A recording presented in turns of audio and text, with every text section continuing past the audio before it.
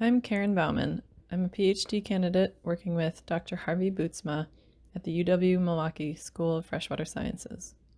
Our lab broadly studies large lake ecosystem dynamics, and much of our work right now is focused on how invasive quagga mussels are influencing food web structure and carbon and nutrient cycling in Lake Michigan. Quagga mussels and their cousins, the zebra mussels,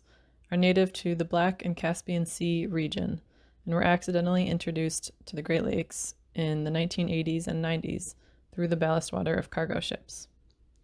Since then, quagga mussel populations have expanded,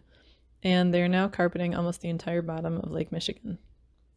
The sheer quantity of mussels, combined with their high rates of filter feeding, has led to a phenomenon called benthification, where there's a shift in primary production and nutrient cycling processes from the pelagic zone, or the open water, to the benthic zone, or the bottom of the lake. Previous work in our lab has provided valuable insights into how mussels affect the food web and nutrient cycling in the rocky nearshore zone of Lake Michigan,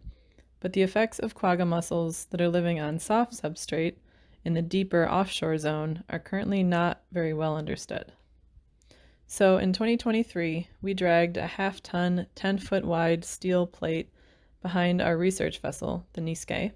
across a 50 by 50 meter area, about the size of half a football field, at a site 7 miles offshore of Milwaukee and 130 feet deep, with the goal of crushing the mussels in its path.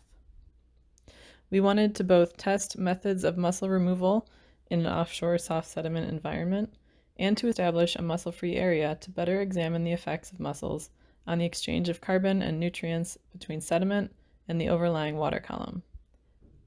To study sediment water exchange of carbon and nutrients, I collect intact sediment cores using a multicore. I use a variety of techniques to analyze the sediment itself, the overlying water, and the pore water in between sediment particles, to estimate to what extent carbon and phosphorus are being buried within the sediment versus recycled back into the water column.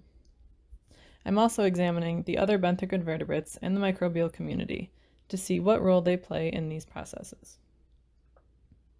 Because of the UWM Shiptime Research Award, which provided me with 3 cruise dates during the 2023 field season and another 2 days in 2024, I was able to collect over 30 sediment cores, which really improved the range of my data set in terms of being able to do all these different analyses, as well as study them over a broad gradient of mussel densities and really understand the full range of conditions that are present at that depth in the lake.